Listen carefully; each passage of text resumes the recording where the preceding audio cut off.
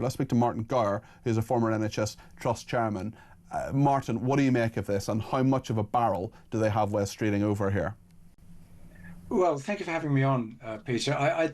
I think there are a number of issues with this. One is that I do feel Wes Streeting's frustration, and it is awful. I mean, the ability, the willingness to go on strike, where it will be patients that suffer, not the Wes Streeting. He won't suffer. Not us. The people who work in the NHS, but it will be definitely patients that are on the bad end of this. On the other hand, I'm not sure that Wes Streeting's rant is necessarily going to be very helpful. Sometimes, although having a rant might make him feel better, it won't necessarily go anywhere at all towards resolving the situation. And I was always told, when I was in an industry where had very strong trade unions, never take them on publicly unless you had a very good chance of winning. And I don't think Wes Streeting got a great chance of winning. What needs to happen, the media have a role in this, all media, is to actually try and marginalise the idea of doctors going on strike. I mean, I'm shocked, to be honest, that doctors would ever go on strike. Yeah. My own brother was a doctor, and I know he is equally shocked and disgusted at it is a fact. It is a fact that when doctors go on strike, more people die. That is a fact. Of course, absolutely, and that, coupled to that, must be the fact that the BMA don't really care whether they die or not.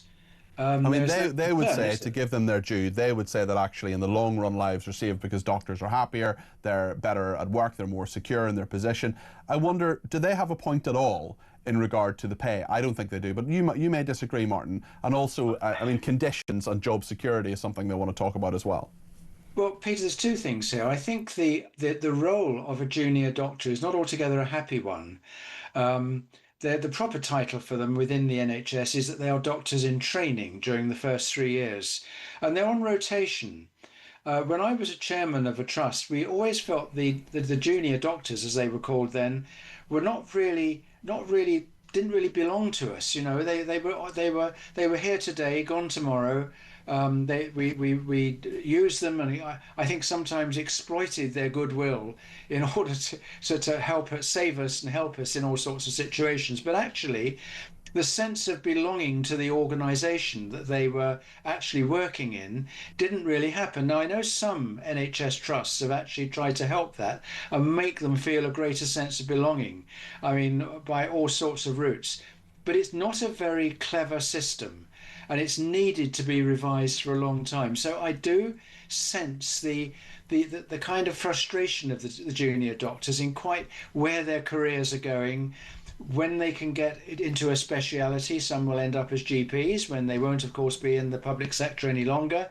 They'll be in the private sector, and some will eventually go and work in the private sector. Some will go and work abroad. I think that the terms and conditions, and particularly the environment in which these folk work, does definitely need to be addressed and revised. That doesn't in any sense say they shouldn't be on strike. They shouldn't be on strike. It's disgraceful, and they are being poorly led. And instead of being led by the NHS and their own bosses in the trusts, they're being led by their union. Yeah, and actually, speaking of that union, the British Medical Association spokesman said, it says spokesperson, but I'll assume it's a man, said the BMA is advocating effectively for doctors to find a solution which gets doctors into jobs so that they can see patients and reverses lost pay, so that it keeps them in the workplace now and in the future. The Secretary of State, Wes Streeting, should recognise the importance of demonstrating that the government values the NHS workforce, not blaming them for taking action when their pay value remains a fifth below where it was in 2008, and doctors struggle to find work even as patients wait many months to see a doctor. There will be a way to end this dispute, and like many professional associations and trade unions, we are first and foremost interested in getting back around the table with the government to negotiate properly and reach a solution on both jobs and pay for the benefit of all. Martin, thank you. Martin Gower there, former NHS Trust chairman. What do you think about this?